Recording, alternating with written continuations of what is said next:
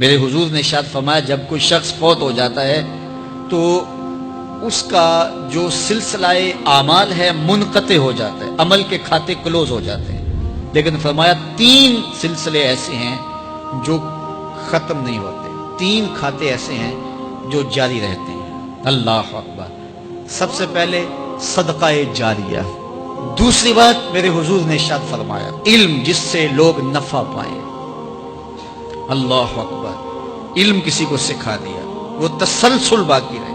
ہمارے استاد قبروں میں چلے گئے، لیکن آج ہزاروں طلباء کو اور لاکھوں عوام کو ان کے دیے ہوئے جو سبق تھے جو انہوں نے ہمیں پڑھایا آج ہم لوگوں کو بتا رہے ہیں، تو ان کی روح کو اس کی برکت پہنچ رہی ہے، پھر یہ ان کے استاد، پھر ان کے استاد۔ تو علم نافع یہ کبھی بھی کھاتے کلوز نہیں ہوتے۔ اور تیسری بات میرے حضور نے فرمایا نیک اولاد جو ماں باپ کے لیے مغفرت کی دعائیں کرتی ہے، یہ صدقہ جاریہ ہے، یہ کبھی بھی ختم ہونے والا سلسلہ نہیں ہے۔ میں کہتا ہوں کہ اولاد اگر نیک ہے، اہتمام سے دعا نہیں بھی کرے گی تو دن میں کتنی مرتبہ کہے گی ربنا اغفر لی والدی، اے اللہ مجھے بھی بخش دے، میرے ماں باپ کی بھی مغفرت کر دے۔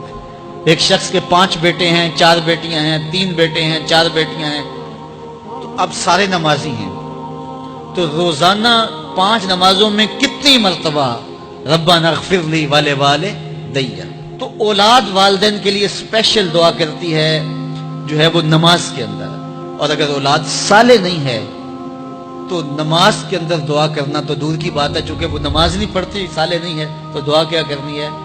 ایسی اولادوں کو بھی میں جانتا ہوں جنہوں نے اپنی سکی ماں کا جنازہ نہیں پڑھا، سکے باپ کا جنازہ نہیں پڑھا۔ ویسے ایک ایسے بد نصیب کو میں جانتا ہوں جس نے واقعتاً ہی نہیں پڑھا، آیا ہی نہیں، قبرستان میں بھی نہیں آیا، لیکن بہت سارے ایسے لوگوں کو میں جانتا ہوں جو قبرستان میں آئے ہیں لیکن اپنے باپ کا، اپنی ماں کا جنازہ نہیں پڑھا، جنازگاہ میں کھڑے رہے، جنازہ نہیں پڑھا۔ آپ سوچتے ہوں گے کوئی ایسا بد نصیب بھی ہو سکتا ہے؟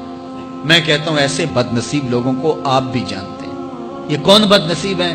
جنہیں جنازہ آتا نہیں، ساری زندگی لوگوں کے جنازوں میں رسماً کھڑے ہو کے آ جاتے ہیں، جنازہ آتا ہو تو کچھ پڑھے، جاتے ہر جنازے میں ہیں لیکن نماز جنازہ ہی نہیں آتی، تو کھڑے ہو کے لوگوں کو دیکھ کر کے سلام پھیر دیا، لوگوں کو دیکھ کر کے ہاتھ چھوڑ دیے، اور جو ہے وہ جنازہ پڑھنے گئے تھے۔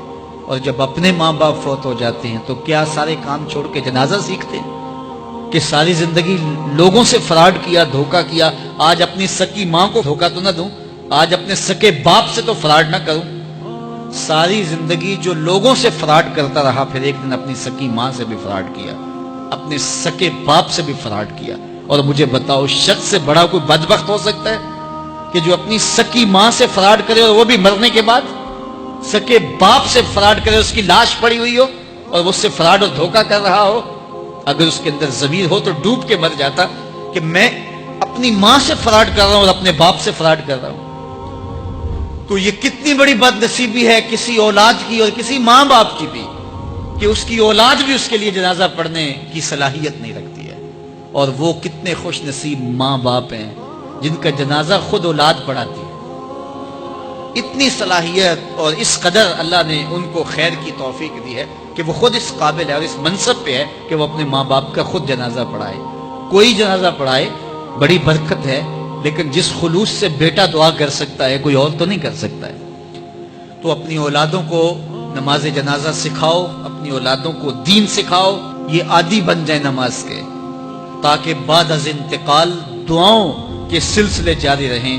جو شخص روزانہ اپنے والدین کے لیے مغفرت کی دعا مانگے، والدین زندہ ہوں تب بھی، فوت ہو گئے ہوں تب بھی، علماء فرماتے ہیں ساری زندگی اس کے رزق میں بے برکتی نہیں آ سکتی۔